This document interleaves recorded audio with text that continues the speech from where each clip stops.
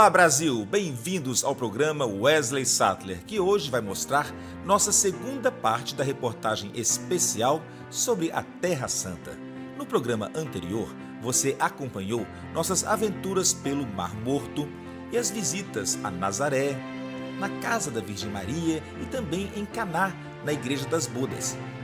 Foi ao Rio Jordão comigo e a linda cidade de Jafa. E se você perdeu, calma, muita calma nessa hora. Você pode ver em nosso canal no YouTube, canal Wesley Sattler. Agora o meu convite é a cidade sagrada, Jerusalém. Olha só o que te espera.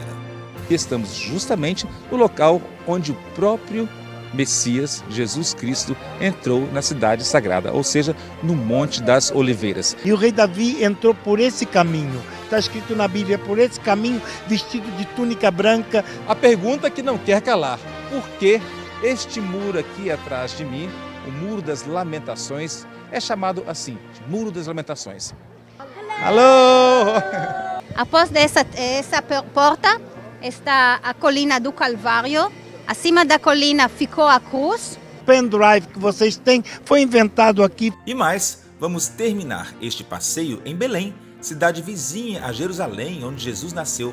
E assim, esta porta ficou conhecida por Porta da Humildade, porque ao entrar, naturalmente a gente tem que inclinar. Viram só?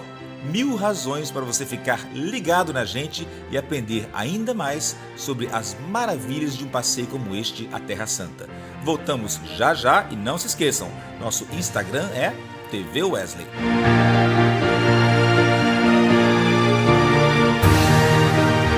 E para quem visita Vitória, no Espírito Santo, minha dica é o restaurante Valentina, em que podemos degustar os mais variados pratos da cozinha italiana, harmonizados com vinhos escolhidos com todo critério e carinho. Tempero da mama com hospitalidade italiana e capixaba. Eu adoro o lugar, não somente para minha vida particular, mas também para eventos, encontros empresariais, sociais. Gente, Valentina vale a pena.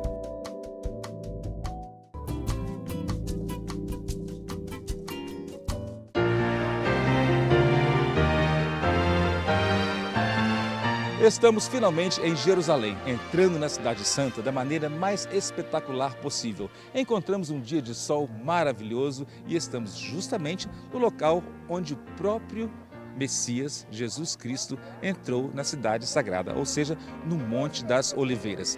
Ele veio, vamos mostrar por aqui, ele veio por trás desse monte, numa cidade chamada Betânia.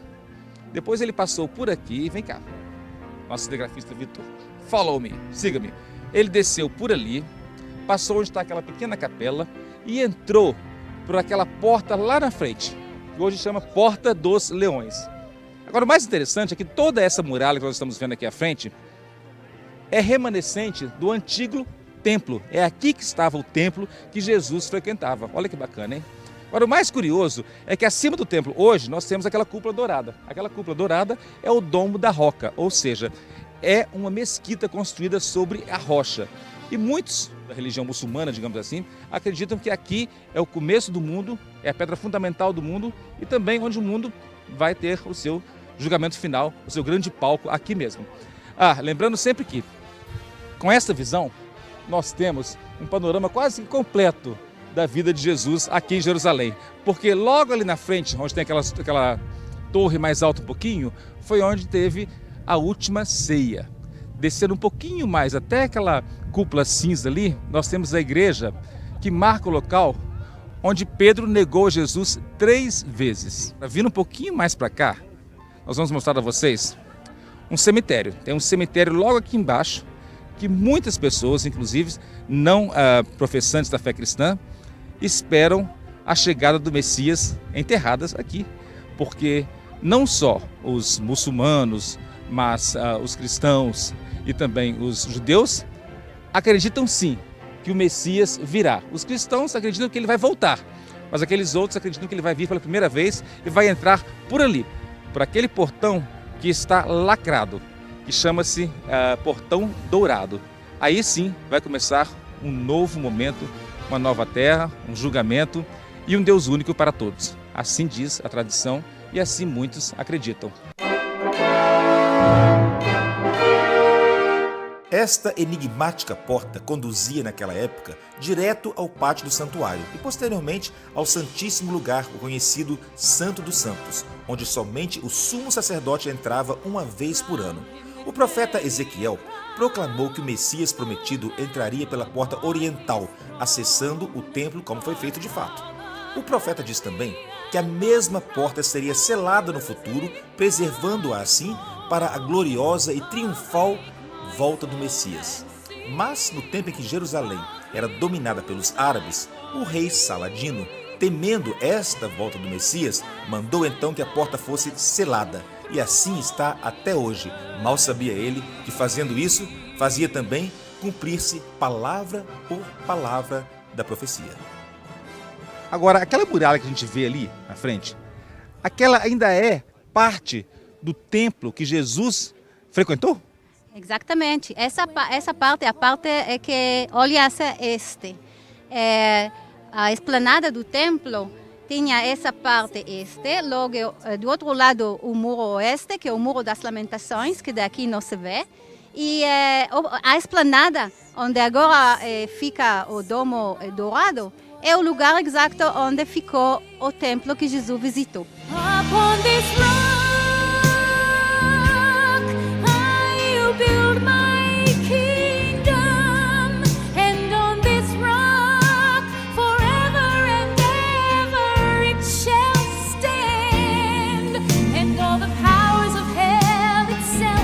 Descendo o Monte das Oliveiras, chegamos à Basílica da Agonia, também conhecida como a Igreja de Todas as Nações, pois era patrocinada em conjunto por diversos países.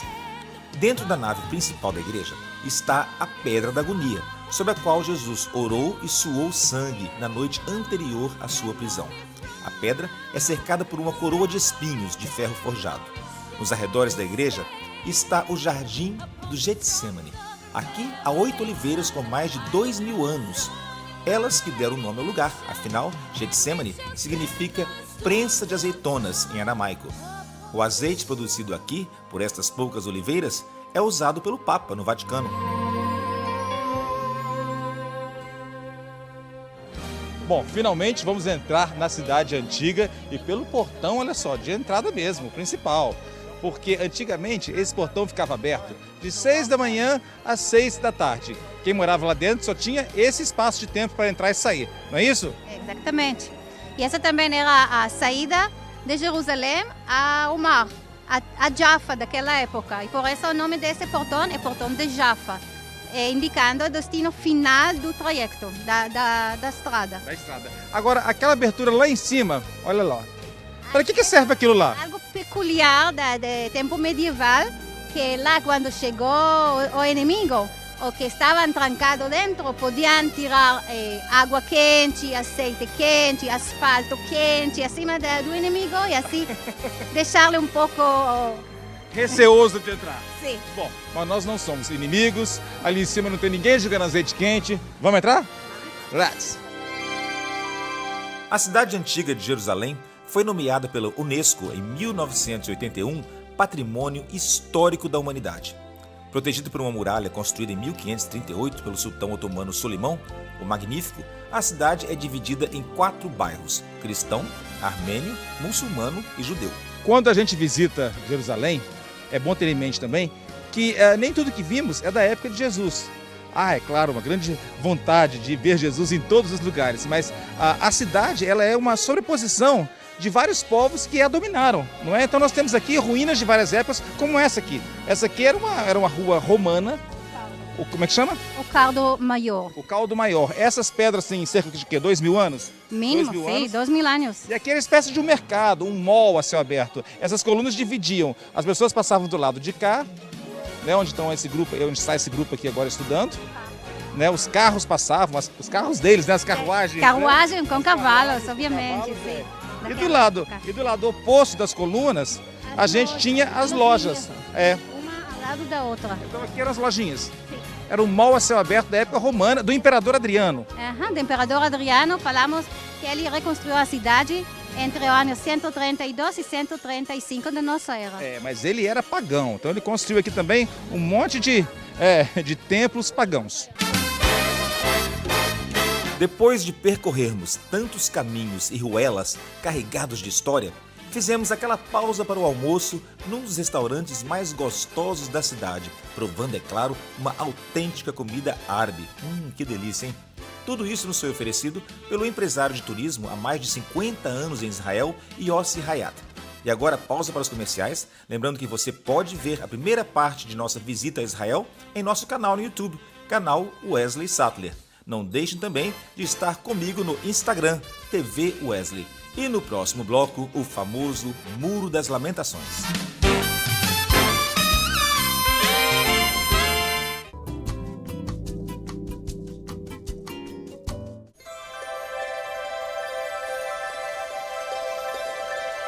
E aqui estamos de volta ao programa Wesley Sattler. Depois de termos visitado o Monte das Oliveiras e o Jardim do Getsemane no bloco anterior, continuamos agora nossa visita à Velha Jerusalém. E à nossa frente, o paredão mais emblemático da humanidade, o Muro das Lamentações. A pergunta que não quer calar: por que este muro aqui atrás de mim, o Muro das Lamentações, é chamado assim, Muro das Lamentações? Porque após a destruição do templo, ficou só esse muro, o muro de sustento do templo. E os judeus chegavam aqui cada ano para lamentar a destruição do templo e lamentar o exílio do povo de Israel da terra dele. E até hoje é o nome desse muro, Lamentações da destruição do templo e da cidade de Jerusalém. E o interessante é que ele se tornou também uma sinagoga a céu aberto. Aqui nós temos mulheres, crianças, as famílias trazendo os seus pequenos para aprender mais sobre a fé judaica. Sim, por isso você vejam que há uma separação entre o lugar onde os homens oram e o lugar das mulheres. É como na sinagoga mesma que os judeus não oram juntos. Faz separação entre homens e mulheres e aqui também. Fora da tradição judaica, os turistas também enxergam o Muro das Lamentações com outros olhos e deixam ali, nas frestas, entre as pedras, preces, pedidos ou talvez suas próprias lamentações. E longe de qualquer ideia de choro ou lamúria, encontramos crianças em total alegria, celebrando um importante momento em suas vidas dentro do judaísmo. Vamos entender melhor. Ao completar 13 anos, o jovem atinge a maioridade religiosa judaica, liberando seus pais da responsabilidade nesta esfera. Para marcar a passagem, é celebrado então o Bar Mitzvah. No Torá, livro do Gênesis, há um verso que indica que a partir dessa idade, um menino se torna homem. Em hebraico, Bar Mitzvah significa literalmente filho ou filha do mandamento. Isso revela a importância espiritual da data, quando a ligação de um jovem com o judaísmo se torna imutável. O judeu, em sua essência, acredita ser filho do mitzvah, ou seja, da palavra e vontade divina. Façamos aqui um paralelo com a relação entre pai e filho. O filho pode até se afastar de seu pai, mas ele sempre continuará a ser seu filho. Da mesma forma, um judeu, ao longo de sua vida, ainda que se afaste de suas raízes, o vínculo de sua alma com Deus e com o judaísmo é eterno. Estamos aqui em Jerusalém. Jerusalém, a capital de Israel, há já 3.000 anos, apesar que no Brasil não aceitam Jerusalém como capital, porque é um problema político, mas Jerusalém foi a capital desde a época do rei Davi. E o rei Davi entrou por esse caminho. Está escrito na Bíblia, por esse caminho, vestido de túnica branca, dançando, bailando, cantando. Ainda está escrito na Bíblia que a esposa dele, Micol, se ria dele. Como é que um rei pode entrar dentro de uma cidade frente ao povo? Pagando esse bico. Cantando. E ele diz assim: entrar a Jerusalém é para ter a felicidade, é cantar, ficar alegre, porque Jerusalém está dentro do nosso coração. Exatamente isso. Com o coração cheio de expectativas, seguimos por ruelas estreitas, passando por lojas, bazares, impressionados pelos sons, aromas e, acima de tudo, pela proximidade com a história. Bom, eu estou aqui rodeado de crianças bonitas, simpáticas, que estão querendo falar um alô pro Brasil. Say hello to Brasil. Hello! Alô! Tudo bem, mas aqui, hoje, embora seja uma escola, antigamente, na época de Jesus, era a Fortaleza Antônia, onde ele foi julgado. No pátio da escola, ele foi sentenciado. E foi exatamente aqui que Pôncio Pilatos lavou suas mãos e deixou então que Jesus fosse condenado. Então ali, onde está aquele pátiozinho da escola ali, como eu falei antes, é o local onde Jesus foi condenado. Descendo por ali, nós vamos chegar à Via Dolorosa, que é o caminho que ele fez até o Calvário. Vamos ver então um pouquinho desse caminho e sentir a força que tem em cada um desses passos. Down the Via Dolorosa, all the way of suffering, like a lamb came the Messiah. Via Crucis, ou Via Sacra, ou Via Dolorosa. É o caminho que Jesus percorreu com a cruz, desde o local que mostramos agora, onde ele foi condenado à morte, até onde ele foi crucificado. O trajeto de cerca de 600 metros é marcado por 14 estações, e cada uma representa um acontecimento, como as suas 3 quedas, o encontro com sua mãe e o momento em que tiram as suas vestes para crucificá-lo. E depois que a gente percorre esta via dolorosa, que é tão importante para a nossa fé, a gente chega aqui, onde tudo começou. Eu digo começou e não terminou, porque foi a partir deste sacrifício aqui que toda a fé cristã tomou o vulto que nós temos hoje. Então você pode ver este local, que é o Santo Sepulcro, como o fim de tudo ou o começo de tudo. Agora, a tradição diz que foi realmente aqui, não é isso? Foi aqui. Aqui é onde ele, após essa porta, está a colina do Calvário. Acima da colina ficou a cruz. Logo após que Jesus foi crucificado e morreu, então foi trasladado a uma pedra que está na entrada, que é a pedra onde limparam o corpo, lavaram o corpo, prepararam-lhe para a sepultura. E a terceira estação adentro é a estação onde estava a tumba que José de Arimatea prestou a Jesus. Nessa tumba, Jesus ficou 3 dias. O terceiro dia, ele ressurgiu. E a tumba é uma tumba vazia. Assim que toda a humanidade chega aqui para visitar um túmulo vazio de Jesus. Okay, muito obrigado, mas é realmente o túmulo vazio que fez toda a diferença. Exatamente. Vamos lembrar sempre disso. Daqui a pouco, uma guinada na história. Vamos do local do sepultamento que você acabou de ver até o local do nascimento de Jesus em Belém. Continue ligados, voltamos já já.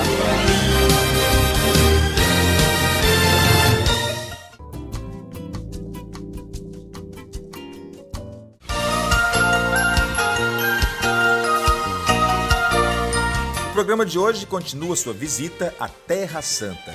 Até aqui, visitamos a parte antiga de Jerusalém, começando pela bela vista da cidade do Monte das Oliveiras, passando pelo Jardim do Getsêmani, Muro das Lamentações, a Via Dolorosa e, é claro, o Santo Sepulcro.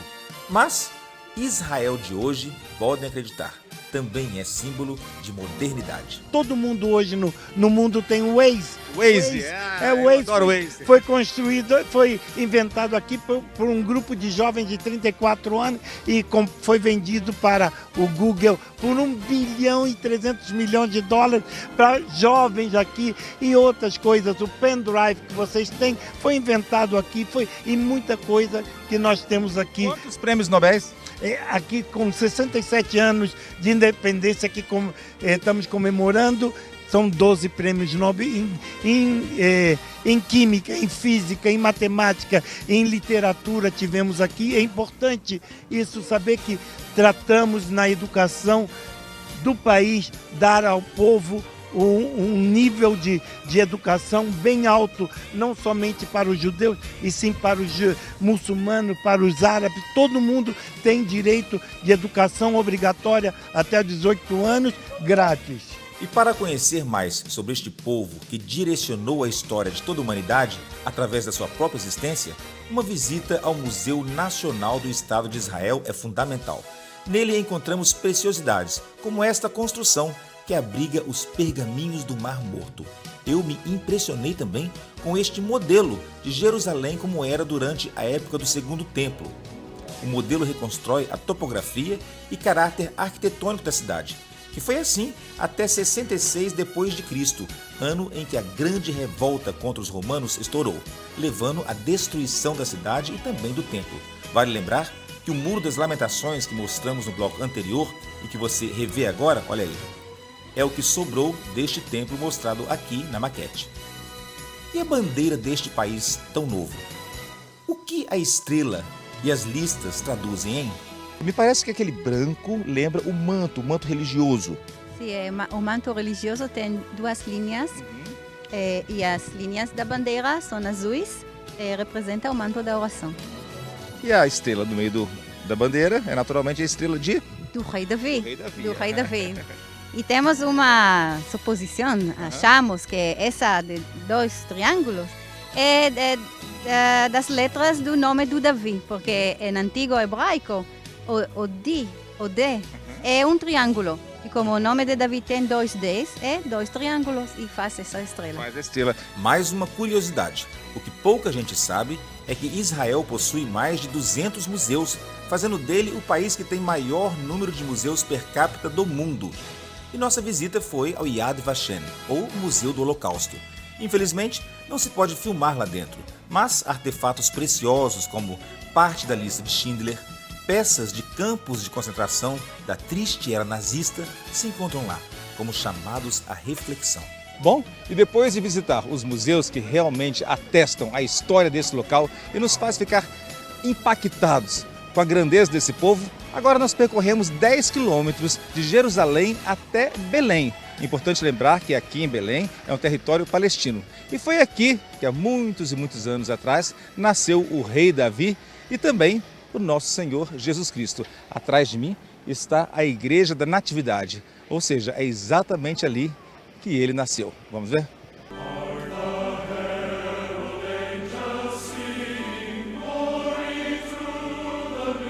Esta igreja também tem uma série de curiosidades a mais, a começar pela sua própria construção.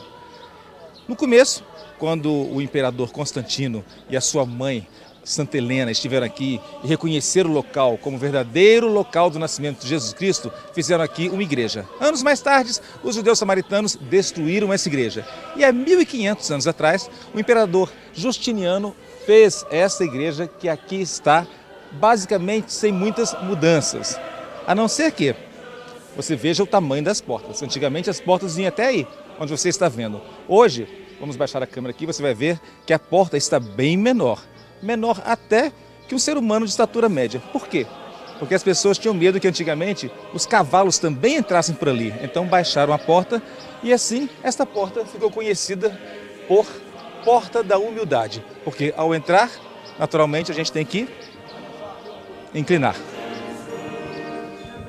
Dentro da Igreja da Natividade, o peregrino não vai encontrar uma réplica ou algo parecido com o presépio. Não. Mas, segundo a tradição, esta marca no chão, olhem só, atesta o local onde Jesus nasceu. A emoção toma conta de todos que aqui chegam. Impossível resistir a um carinho ou um beijo na estrela de prata no chão. Embora hoje vejamos uma linda igreja, imponente e visitada por gente de todo o mundo, o bom mesmo é lembrar que quem nasceu aqui desafiou toda a grandeza do mundo, mesmo sendo o Rei dos Reis. Foi numa humilde manjedoura que o mundo primeiramente viu Jesus Cristo, o Salvador. Meus queridos telespectadores, chegamos ao final desta edição especial do programa Wesley Sattler. Nossos agradecimentos à Air Canada e à Vered Has-Haron, sobretudo ao nosso amigo Yossi e os seus guias que tão prontamente nos mostraram todo o encanto da Terra Santa. Ficarão para sempre em nossa memória e corações as águas do Rio Jordão, oh maravilha, olhem só. O jardim do Getsemane, com sua tranquilidade e a reflexão que ele nos chama, a placidez do mar da Galileia, onde Jesus andou sobre as águas, a casa da Virgem Maria, o Muro das Lamentações, a Via Dolorosa e as portas douradas da Cidade Santa, por onde Jesus há de passar em sua tão esperada volta a este mundo. Um beijão e até o nosso próximo encontro. Fiquem com Deus e até lá, hein? Jerusalém, Jerusalém.